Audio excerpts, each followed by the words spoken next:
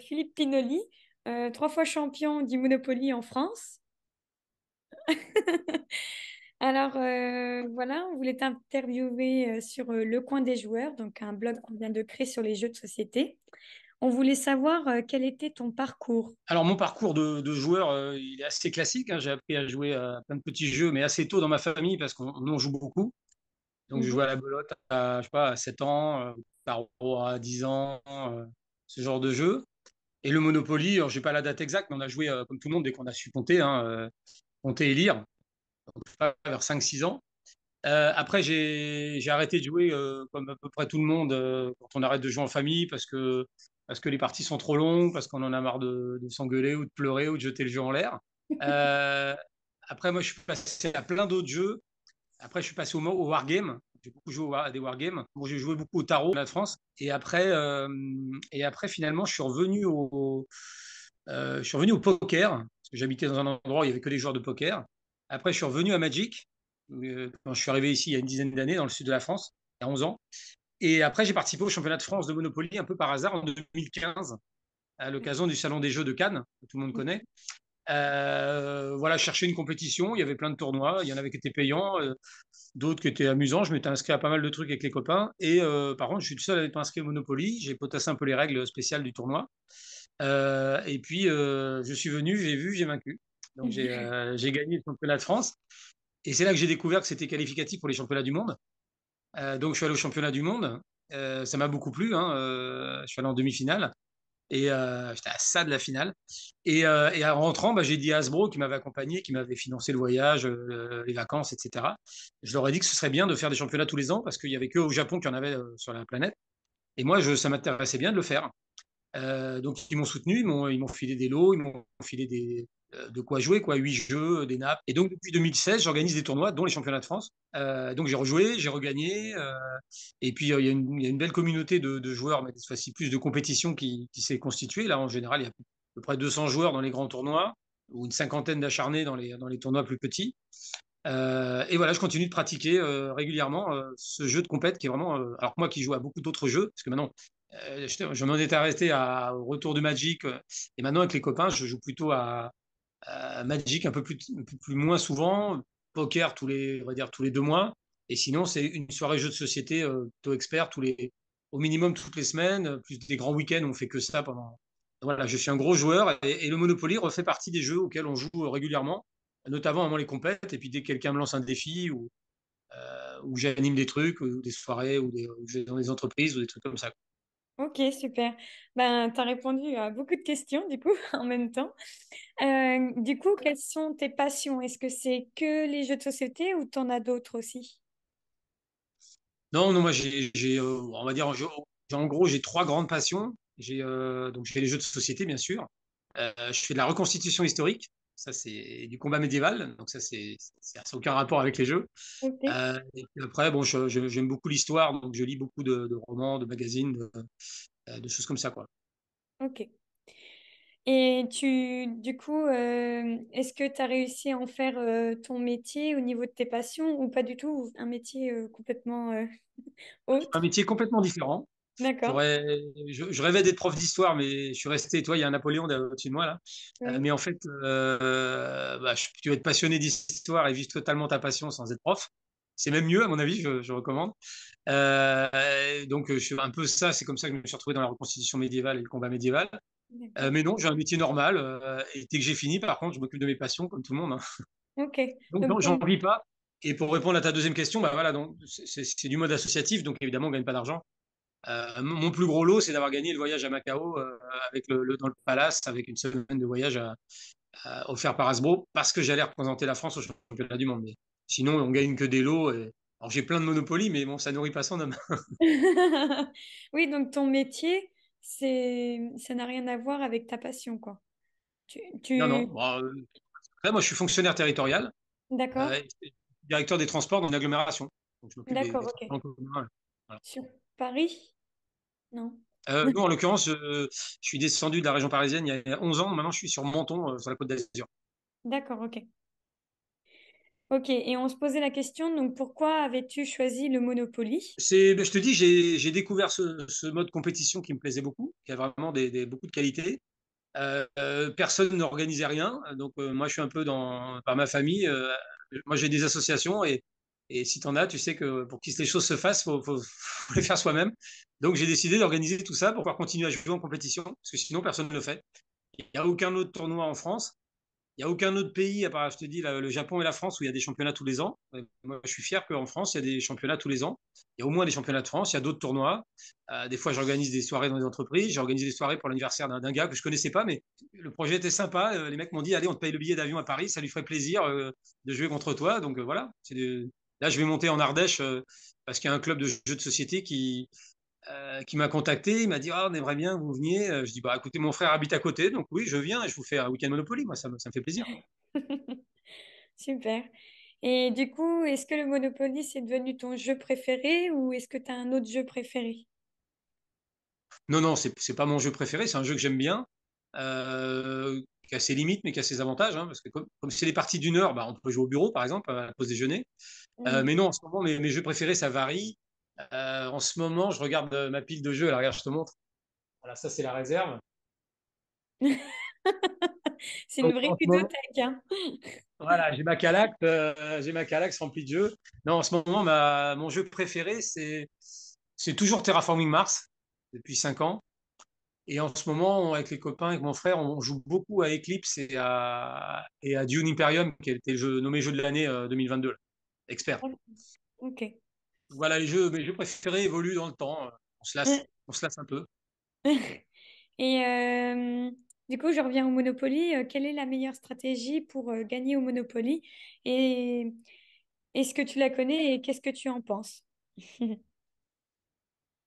Alors, j'ai envie de dire que la meilleure stratégie, il y en a qu'une, c'est déjà comme dans tous les jeux, c'est de connaître le jeu à fond. Si tu connais pas le jeu et ses particularités, elles sont pas énormes. C'est pas un jeu très compliqué, mais il y a quelques règles un peu obscures, il y a quelques règles que personne connaît. Mm. Et tu rajoutes les règles de tournoi qui sont un peu spéciales. Voilà, donc à minimum, il faut les connaître à fond. Parce que si les autres ne les connaissent pas, bah, tu as déjà un avantage sur eux.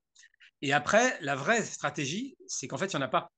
Alors évidemment, il faut acheter des monopoles, il faut ruiner les autres, ça tout le monde le sait. Mais comment jouer? Et en fait, chaque partie est différente. Le vrai enseignement parce que maintenant je fais vraiment depuis 7 ans, j'ai joué contre les meilleurs joueurs du monde, j'ai joué contre les meilleurs joueurs français, je les ai battus, il y en a qui m'ont battu, donc j'apprends, on apprend toujours. Et j'apprends encore à chaque partie.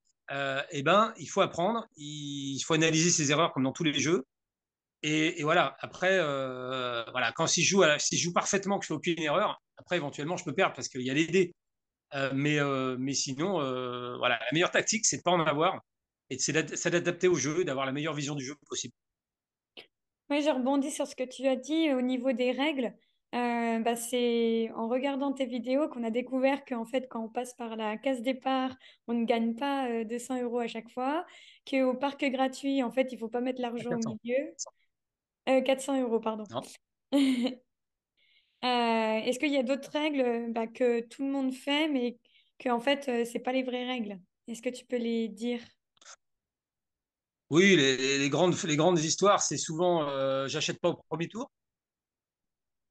Donc Alors, ça n'existe pas. On achète dès le premier jet de dés, si on peut. Sur les sorties de prison, c'est souvent pas très clair. C'est pas très bien écrit dans la règle, mais en tout cas, c'est clair que si tu veux te jouer ta carte ou payer, c'est avant de jeter les dés, pas après. Si tu prends le risque de jeter les dés, tu essaies de double, mais si tu fais pas ton double, t'as plus d'autre choix, t'attends le prochain tour. Ça, c'est une règle qui est plus connue. On peut construire n'importe quand, enfin presque n'importe quand, en fait, entre deux tours. Même si c'est pas à toi de jouer, même si t'es pas tombé dessus. Voilà. On peut faire des échanges aussi à n'importe quel moment. On fait pas d'emprunt, évidemment. On vend les maisons moitié prix. Ça aussi, on a tendance à l'oublier, mais les maisons se vendent moitié prix. On achète au plein tarif, mais elles se vendent moitié prix. Et après, bon, il y a des règles liées au jeu de tournoi, mais on va pas en parler. Puis après, dans les règles de base, effectivement, euh, bon, la prison arrête tout de suite. On touche ses loyers en prison, bien évidemment. ben, c'était une des stratégies qu'on avait vues, c'était de rester tout le temps ou un maximum en prison, quoi. Alors, on trouve que c'est pas une belle morale C'est ça. à faire dans la vraie vie, mais bon. Non, c'est vrai que le jeu est relativement amoral de ce point de vue-là.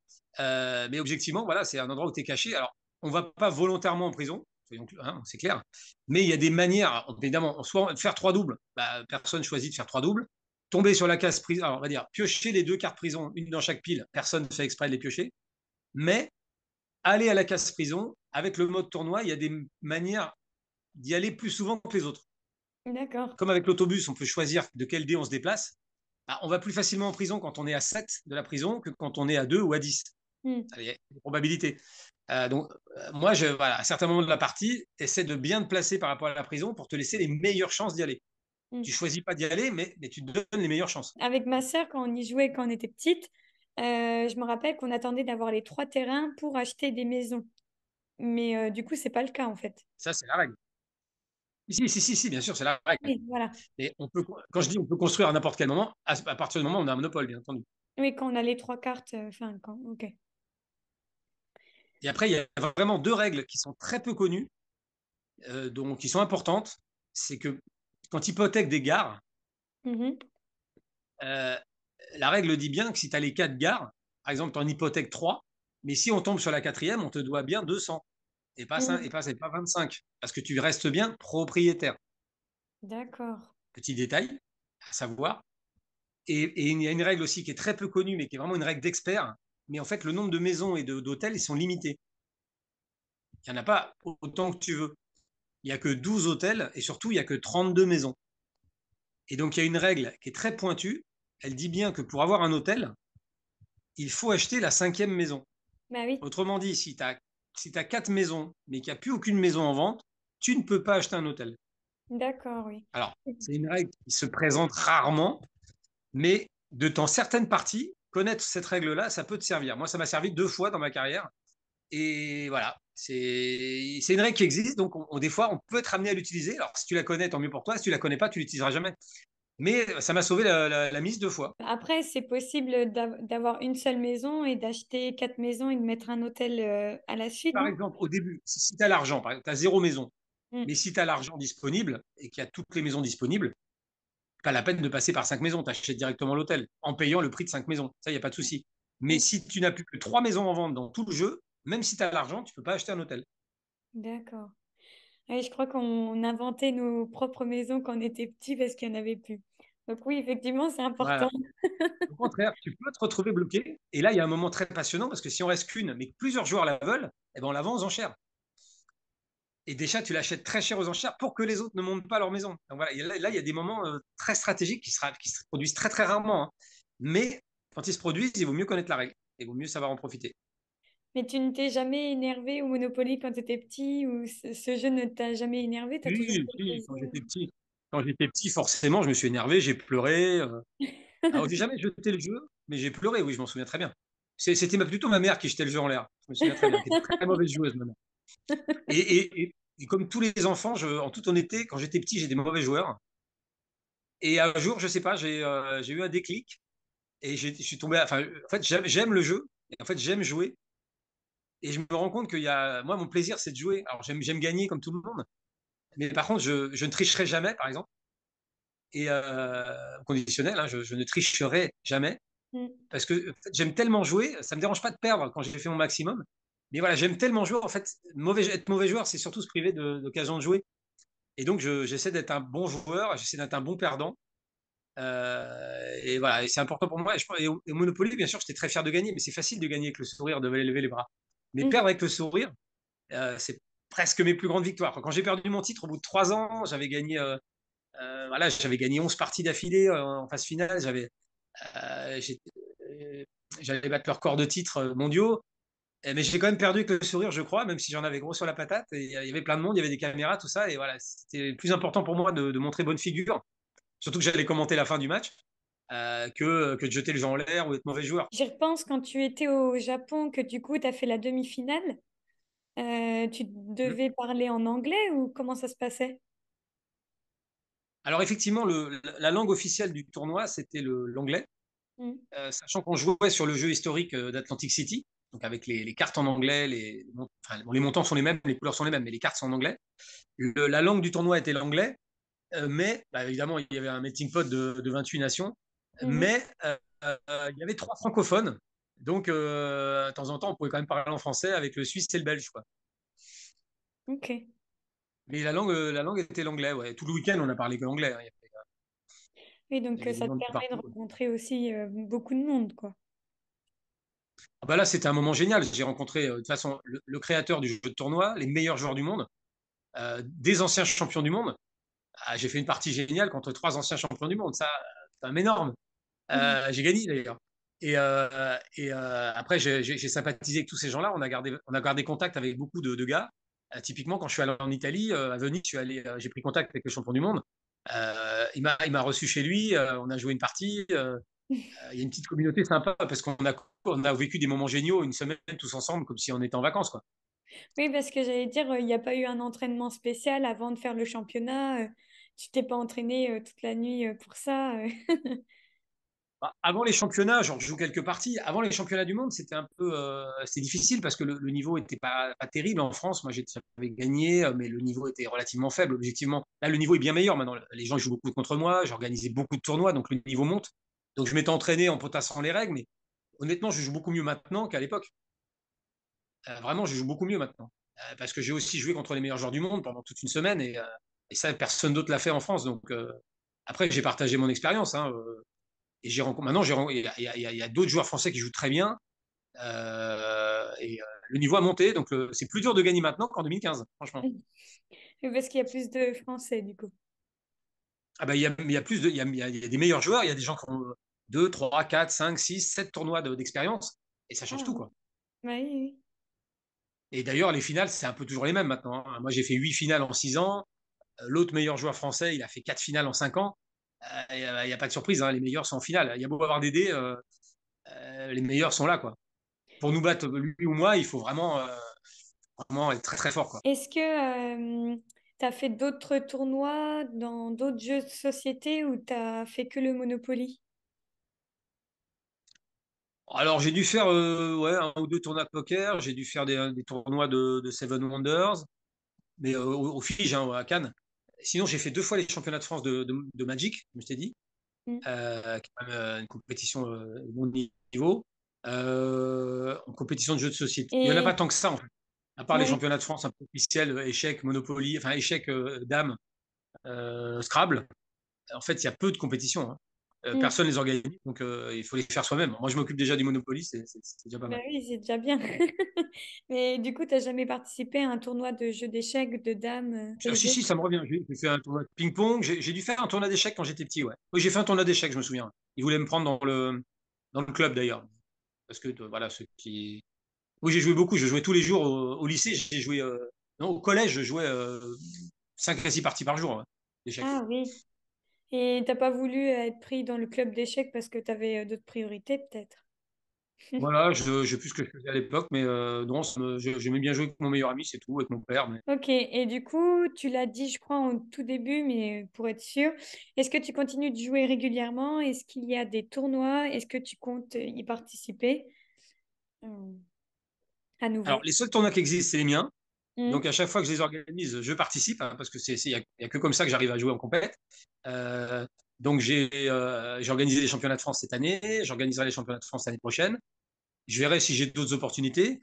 Là, typiquement, j'ai organisé une petite rencontre avec des Basques qui sont venus d'Espagne. Donc, j'ai fait, il y a 3 semaines, j'ai fait un match international, on va dire, avec des Ouais. Espagnols qui voulaient absolument jouer contre moi. Bon, j'ai pas réussi à organiser les championnats d'Europe, c'est un peu tombé à l'eau, mais voilà. Les championnats du monde, ils n'arrêtent pas d'être reportés, donc bah, tant pis, moi je fais autre chose. Et là, mercredi soir, par exemple, j'organise une soirée Monopoly là chez moi, au bord de la mer, parce qu'il y a une soirée jeux de société dans ma mairie. Donc ils me prêtent une salle et ils sont très contents de m'avoir. Il y a tout le monde qui va vouloir jouer contre moi, donc ça me fera plaisir de jouer sur le bord de la plage. Voilà, donc et sinon, prochain championnat de France, bah, en avril ou en mai, dans ma ville, à Menton. En 2023. Ouais, Ok. c'est sûr que j'ai fait. Oui, parce que tu as déjà essayé d'organiser un tournoi d'Europe et ça serait aussi dans ta ville que tu ferais ça ou tu avais prévu autrement? Alors, bah, le championnat d'Europe n'existait pas. Et comme les championnats du monde n'arrêtaient pas d'être repoussés, j'ai été contacté par des Espagnols. Et j'ai dit aux copains, j'ai contacté tous les copains du championnat du monde. J'ai dit, les gars, si ça vous dit, sur la Côte d'Azur, j'organise des championnats d'Europe cet été. Donc j'avais la salle, j'avais les lots, j'avais tout ce qu'il fallait. Mais finalement, personne n'est venu. Donc, Ah, J'espérais que Hasbro leur paye le voyage, l'hôtel. Je leur ai dit non, les gars. Hasbro, ils organisent les championnats du monde quand ils veulent, dans les modalités qu'ils veulent. Moi, je vous invite chez moi. Et puis, si vous voulez venir jouer, bah, venez. Bon, personne n'est venu, tant pis. Hein. Moi, j'ai fait un petit tournoi local. Enfin, je vais faire mon. Voilà. Mais les Français viennent. Maintenant, j'ai une belle communauté. Alors, beaucoup qui vient beaucoup du quart sud-est, mais j'ai des gens qui viennent de Paris, j'ai des gens qui viennent du sud-ouest. Moi, j'organise dans le quart sud-est parce que c'est là que j'habite, hein, entre Cannes, Toulon, Menton. Euh, mais si demain, je sais pas, Hasbro me payait l'avion et me disait il faut organiser les championnats de France à Paris, je les ferai à Paris. Là, j'avais proposé. Après, il y a toujours plein de gens qui ont beaucoup d'idées. Tu vois, il y avait des mecs en Bourgogne, ils disaient ouais, on va faire un championnat de Bourgogne. Je dis ok.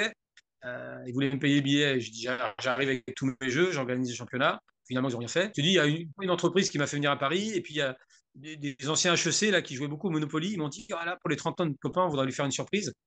On voudrait lui organiser un petit tournoi de Monopoly avec toi. J'ai dit bah banco. Ma famille est à Paris, je me suis dit ça va l'utile et l'agréable. Donc les mecs ils étaient ouf parce que je leur ai fait un petit tournoi de Monopoly et ils ont joué contre moi quoi. Faut pas leur laisser un espoir non plus. Non parce que ils jouent pas pour que je les laisse gagner. D'ailleurs je respecte tous les adversaires, je laisse gagner personne. La plupart des tournois que je fais, je les gagne. Tu vois, à Paris j'ai gagné, le tournoi dans l'entreprise j'ai gagné, le tournoi et là par contre en Ardèche je vais venir et évidemment au contraire s'ils me battent ce sera très fort pour eux parce qu'ils pourront dire j'ai vraiment battu à la régulière quoi. Ok. Et est-ce que tu as une version du Monopoly préférée? Bon, franchement non. Euh, En ce moment, je joue beaucoup celui qui est de Star Wars, les 40 ans Star Wars, parce que les pions sont sympas. Et puis les textes d'ambiance des cartes sont sympas. Donc on rigole bien avec mes neveux, surtout avec mes neveux ou avec les jeunes, parce que c'est les citations du film en fait. Ouais, des fois quand je veux me le raconter, je joue sur mon jeu des championnats du monde, celui que j'ai gagné là-bas. C'est un Mm. collector, c'est un collector avec la signature de tous les champions de tous les pays. Et il est en cantonais et en portugais, donc c'est assez rigolo. Mais sinon, je joue sur le classique dans les tournois. J'ai mon Atlantic City, en fait, j'ai laissé, c'est ma sœur. J'aimerais bien récupérer aussi, c'est mon jeu des championnats du monde. Parce qu'on jouait sur l'Atlantic City et il était numéroté aussi, donc faudrait que je le récupère celui-là aussi. J'aime bien jouer dessus parce que c'est les rues historiques, quoi. C'est Mhm. pas, c'est pas rue de la Pêche Champs-Élysées, c'est Bordeaux qui est Park Place. Ça aussi, c'est mythique pour les anglo-saxons. Mm, ok. Sinon, non, j'ai pas de préférence. Tant qu'on peut jouer en mode tournoi, c'est-à-dire que les règles sont identiques, les cartes sont identiques, toutes les variations avec où il n'y a pas le même nombre de pions, le même nombre de billets, le même nombre. Bon, bah là on ne joue pas en tournoi, donc moi, j'y joue moins, j'y joue pas quoi. J'y joue avec quelqu'un pour l'essayer, mais le jeu tricheur, le jeu tout ça, j'y joue pas moi parce que c'est pas du vrai Monopoly pour moi. C'est un jeu, je pense que tous les enfants, enfin tous, quand on est tous enfants, on aime ce jeu, mais plus on grandit, moins on l'aime. Et moi, personnellement, quand j'ai grandi, bah, je l'aimais de moins en moins parce que ça a amené des tensions dans la famille. Qu'est-ce que tu dirais pour motiver les personnes à jouer au Monopoly? Adulte, il faut vraiment lire les vraies règles, appliquer les vraies règles et si possible jouer les règles tournoi parce que dans ces cas-là, ça transforme le jeu en un jeu hyper dynamique qui dure qu'une heure, qui est vraiment bien. Et voilà, moi, tout ce que je peux témoigner, c'est que moi, je joue à plein d'autres jeux et malgré tout, je trouve de la place pour jouer au Monopoly parce que c'est un très bon jeu. Alors qu'en fait, quand on arrête de jouer, c'est souvent pour des mauvaises raisons. C'est parce qu'on joue pas les bonnes règles. Comme ça s'éternise, je sais pas, on s'investit trop. Ouais, on est un mauvais joueur, on est un sale con, on peut être un sale con, hein, mais dans les faits, c'est un bon jeu. C'est dommage de pas y jouer parce que si on respecte bien les règles, c'est vraiment un jeu sympa. Et en plus, si on joue, si ça consomme qu'une heure ou si on met une limite de temps avec les vraies règles, justement, tous les défauts disparaissent. Enfin, beaucoup des défauts disparaissent. Et j'ai été épaté en fait de ma vidéo Combini parce qu'en fait le journaliste il a vachement orienté sur les règles et ça m'a fait découvrir qu'il y a des millions de personnes, pour pas dire tout le monde, qui jouent pas les vraies règles et ça a redonné à énormément de gens l'envie de jouer avec les règles, avec les miennes, enfin, en tout cas avec les vraies règles plus mes règles de tournoi. Mm. Et ça fait plaisir parce que c'est un jeu. Je suis content pour les gens qui rejouent à ce jeu qui est très bien. Et je peux que t'encourager avec ton groupe d'amis ou ta famille de jouer une partie d'une heure avec les vraies règles. Tu verras que ça change tout. Ça change vraiment tout. Parce qu'au bout d'une heure, c'est celui qui a le plus d'argent qui gagne la partie, c'est ça? Oui, tout à fait. Enfin, de tout équivalent argent. Il faut retransformer tout en argent. Les territoires, enfin, les propriétés, les maisons, tu retransformes tout en argent, c'est plus facile à compter. Et le plus riche gagne s'il y a plusieurs joueurs, mais vraiment entre bons joueurs, avec la manière accélérée que je joue, moi, il y a peut-être une partie sur 10 qui va au bout d'une heure. Toutes les autres sont finies avant une heure parce qu'il n'y a plus qu'un joueur. tous les autres sont éliminés.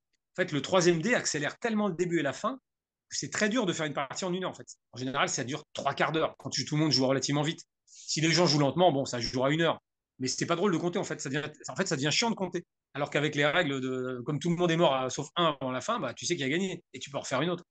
Alors qu'en 1 heure, bon, bah, tu es obligé de compter, c'est un peu fastidieux, quoi. Et est-ce que tu peux expliquer les règles, enfin les différences entre les règles du Monopoly et les règles du tournoi? C'est quoi la différence? La seule différence, c'est l'utilisation du troisième dé, qu'on appelle le dé rapide. Donc c'est une règle qui a été inventée en 2006 en vue des championnats du monde 2009, qui a été utilisée pour la première fois au championnat du monde 2009, et qui permet en fait de faire des parties d'1 heure. Donc le principe, c'est quoi? À partir du moment où tu as fait ton premier tour, tu joues tout le temps avec 3 dés. Donc ce troisième dé, il a une couleur différente. En général, il est rouge. Il a 6 faces. Et donc, il y a trois types de faces. Donc, pour faire très vite, il y a une face 1, 2 et 3. Ça, c'est facile. Tu additionnes les 3 dés. Jusque-là, pas de problème. Sachant que les doubles ne comptent que sur les dés blancs. Donc, si tu fais un blanc, 5 blancs et un rouge, ça fait 7 et tu ne rejoues pas, en gros. Bon, d'accord. Mais si tu fais un blanc et 3 rouges, tu avances de 5, mais tu rejoues. OK. Ensuite, si tu fais un triple, donc triple 1, triple 2 ou triple 3, là, tu vas où tu veux, mais tu ne rejoues pas.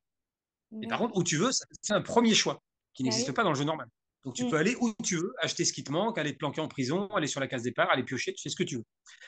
Deuxième particularité, à la place du 6, il y a un autobus sur le dé rouge. Donc, quand tu jettes et tu tombes sur l'autobus, par exemple, tu as 3, 5 et l'autobus, nouveau choix, tu bouges de 3, ou tu bouges de 5, ou tu bouges de 8. Donc, de nouveau, des choix. Des choix, donc des bons choix, des mauvais choix. Des choix plus risqués, des choix moins risqués. Donc là, l'autobus, c'est vraiment l'arme absolue. Tu as une chance sur 6 de le faire, mais plus tu le fais, plus tu gagneras. Parce que tu auras plus de choix que les autres. Tu pourras éviter les hôtels, tu pourras aller te planquer en prison. Donc c'est vraiment. Bon, tu les choisis pas, mais celui qui fait le plus de 6 en fin de match d'autobus, il gagne. Ensuite, tu as deux autres faces. Donc là, il faut s'accrocher, c'est la dernière particularité. Sur ces deux faces, tu as un Mister Monopoly, un petit bonhomme avec le chapeau. Donc quand tu fais ça, par exemple 3, 5 et Mister Monopoly, d'abord tu bouges de 8, donc tu fais ce qui s'arrive, hein, tu t'achètes, tu payes, puis tu vas sur la prochaine case qui est à vendre, même si elle est très très loin. Donc en gros, à chaque fois que tu fais ça, c'est-à-dire une fois sur 3, hein, parce qu'il y a deux faces, en gros, tu achètes une fois sur 3 systématiquement. Et dans ce cas-là, tu peux acheter même 2 fois, et si tu fais des doubles, tu peux acheter 3 fois, 4 fois, 5 fois, tu peux acheter même 6 fois dans le même tour. Donc évidemment, ça accélère énormément le début. Au bout d'un quart d'heure, tout est vendu pendant une partie normale. Mm. Et enfin, quand tout est vendu, le Mister Monopoly il a une autre faculté, c'est quand tout est vendu, bah, tu ne vas pas sur la prochaine qui est à vendre puisqu'il n'y en a plus. Par contre, avec ton Mister Monopoly, tu vas sur la prochaine où tu payes un joueur, même si elle est très loin. Et donc au D'accord. début, ça accélère beaucoup les ventes, et à la fin, ça accélère beaucoup les faillites, parce qu'à chaque fois, tu payes, tu payes, tu payes. Et s'il n'y a plus que des hôtels, bah, tu payes, tu payes. Si tu as 2 hôtels successifs, tu payes les 2 hôtels. Donc là, boum, boum. Donc ça accélère énormément les faillites. Et c'est ce dé-là, c'est ces règles-là qui permettent d'accélérer le jeu et qui le rendent vachement plus intéressant, et surtout beaucoup plus rapide. La faillite, c'est arriver à une certaine somme, la personne, elle disparaît, quoi, en fait. Alors une faillite, c'est quand tu ne peux plus payer une dette à Ah un oui. joueur ou même au jeu. C'est-à-dire que tu n'as plus d'argent et tu ne peux plus rien transformer en argent. Et pour récupérer de l'argent, soit tu vends tes maisons à moitié prix, et ensuite seulement, tu hypothèques tes territoires pour récupérer la moitié de leur valeur. Donc si tu fais tout ça et malgré tout, tu ne peux pas payer ta dette, tu es en faillite. Donc tu es éliminé et toutes tes propriétés vont à celui qui t'a éliminé. Et si c'est Ok. le jeu qui t'a éliminé, tout est revendu aux enchères. Toutes les maisons disparaissent. Voilà, c'est ça la faillite. C'est comme ça qu'on perd au Monopoly, en fait. Enfin, qu'on perd avant la fin, en fait. Et le dé rouge que tu disais, le dé spécial pour les tournois, on peut l'acheter où on veut? Alors, malheureusement, non. Je ne comprends pas la politique d'Hasbro, mais en fait, il n'y a aucun petit set de 3D en vente, en France en tout cas. On en trouve très, très, très, très rarement. Là, par exemple, j'en avais trouvé à Macao. Moi, j'en ai gagné au championnat du monde, j'en ai ramené plein, et Hasbro m'en a donné plein. Pas plein, une dizaine. Mais en fait, pour les trouver, il y a certains jeux qui fournissent le dé. Donc, il faut regarder sur la boîte. Il y en a qui disent avec le dé rapide. Et puis après, on en trouve plein sur Internet, sur eBay, par exemple. Mais ils sont assez rares et curieusement, Hasbro les vend assez peu. Alors, ils ne sont pas trop pro, alors qu'ils les vendent dans des jeux. Mais voilà, donc c'est pas facile à trouver. Mais bon, il suffit de savoir que le 6 c'est l'autobus, et 4 et 5 c'est les Mister Monopoly. Tu peux jouer avec n'importe quel autre dé qui a une couleur différente des blancs, quoi. Oui, tu peux reprendre un dé normal et puis... Ok. Des d'une autre couleur que le 2, voilà. Mais ça vaut vraiment le coup d'essayer. Eh ben, on va essayer, ça nous motive. Oui, parce Bah, je peux que, t'envoyer les règles, si tu veux. Je ouais, peux t'envoyer les règles que j'ai traduites et que j'ai améliorées. Parce que celles qui sont écrites du dé rapide dans les boîtes, elles sont trop succinctes. Moi, j'ai vraiment tout réécrit les règles, comme celles du championnat du monde, c'est-à-dire je les ai traduites et clarifiées. Donc, c'est les règles que j'utilise maintenant qui sont limpides, quoi, ok. avec des exemples. Si tu Eh veux, tu ben, m'envoies ton mail et je te. Rappelle-le-moi, envoie-moi un mail et je te les renvoie par réponse. ok, super, merci. Euh, concernant, oui, le dé, je me disais peut-être dans les magasins spéciaux jeux de société, comme la caverne du Gobelin, etc., peut-être qu'ils peuvent vendre les dés là en séparé, mais non. Non, d'accord. Bon. Non, non, non, je connais plein de boîtes de jeux à Paris, à Nice. En fait, le produit n'existe pas. Hasbro ne fabrique pas ce produit en dehors d'un jeu. Tu achètes un jeu, il est dedans, mais il va jamais te vendre un set pour te permettre de transformer n'importe quel jeu en jeu de tournoi. D'accord, ok. Même si j'ai trouvé je vais te montrer ce que j'ai eu au championnat du monde, par exemple. Pourtant, ça existe. Voilà, à Macao, on avait ce petit produit-là. Tu vois, une petite boîte de jeux de Avec les pions. pions? Donc, c'est des pions dorés nouveaux avec 3D, dont le dé rapide. Donc, c'était un produit Hasbro, hein, tu vois, vendu. On en a tous eu un. Moi, j'en Mhm. ai récupéré plein. Mais ce qui m'intéressait là-dedans, c'était le troisième dé, moi, tu vois. Ok. Mais des troisième dé, voilà, c'est rare. Bon, après, il y a des anecdotes rigolotes. Tu vois, l'autre jour, j'ai trouvé un Monopoly sur une poubelle chez moi, un Monopoly anglais, et il manquait des billets, il manquait des cartes, mais il y avait un troisième dé dedans. Ah, Alors, bon. moi, je me suis jeté dessus et ça m'en a fait un de plus. Le but, c'est d'avoir Ouais, le donc, ouais, ça plus arrive. de troisième dé possible. Oui, tu conseilles qu'on joue à combien de joueurs? C'est, c'est quoi le mieux? Alors, le jeu dit qu'on peut jouer de 2 à 6. Oui, Euh, objectivement, la partie la plus équilibrée est à 4. Moi, mes tournois, il faut être 4. Si par d'accord. hasard, tu es 5 ou 6, en fait, il y a trop d'argent en jeu et il n'y a pas assez de propriété. Et si tu es à 3, je recommande de mettre un peu plus d'argent en jeu. D'accord. Et à 2 aussi, mais bon, à 2, c'est pas très intéressant. Mais à 3, on peut jouer, c'est intéressant. Il y a des fois des configurations de tournoi où il y a un mec qui est en retard ou qui est pas là ou qui déclare forfait. Donc on peut jouer à 3, mais la meilleure formule, c'est 4. Ok. La plus équilibrée, vraiment. Et quand tu as les quatre joueurs qui jouent en même temps, est-ce qu'il y en a un qui joue le rôle du banquier ou est-ce que tu as une personne dédiée juste pour la banque?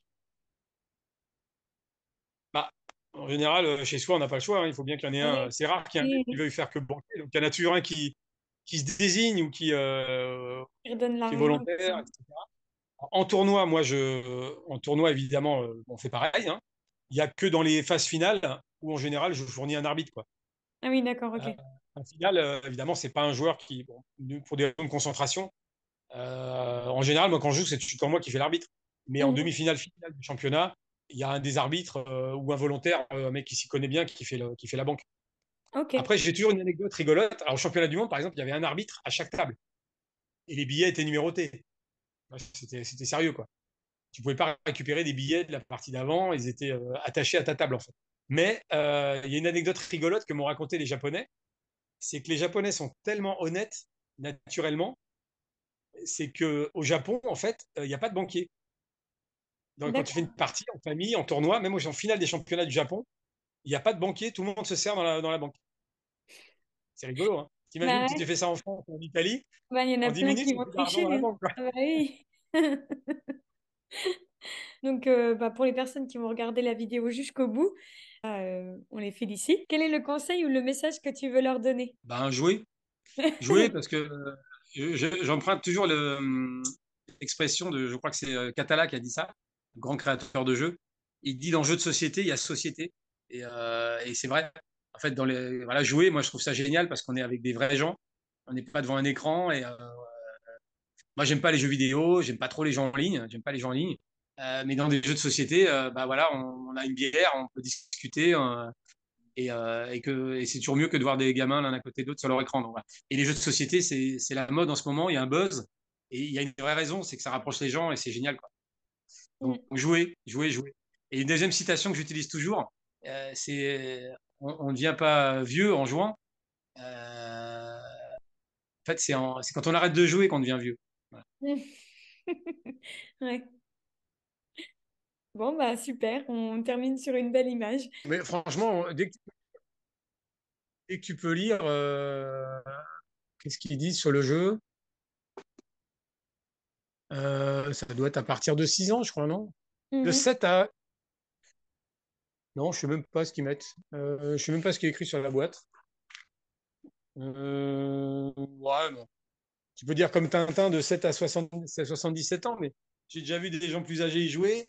Et il y a des gamins, ouais, mes petits-neveux, je leur ai appris à jouer vers 6 7 ans. Ouais. Dès que tu Mhm. sais lire et compter, quoi. Oui, voilà, c'est ça. Et après, il faut accepter de savoir perdre. Mais bon, voilà, 5 6 7 ans, c'est le bon âge, quoi. Et moi, mes tournois, il n'y a pas de limite d'âge, hein. Tout le monde peut venir. Il y a juste, j'ai mis un trophée du meilleur jeune, meilleur moins de 16 ans. Et puis pour la petite histoire, j'avais mis un trophée de la meilleure femme. Et je vais l'arrêter parce que les deux dernières championnes sont des femmes. Donc, faut arrêter. Objectivement, elles sont aussi fortes que nous. Donc, il n'y a pas de raison. C'était pas le cas avant, mais là, objectivement, elles sont aussi fortes que nous. Ok, ça marche. Bon, bah merci pour tout. Donc, oui, bonne soirée.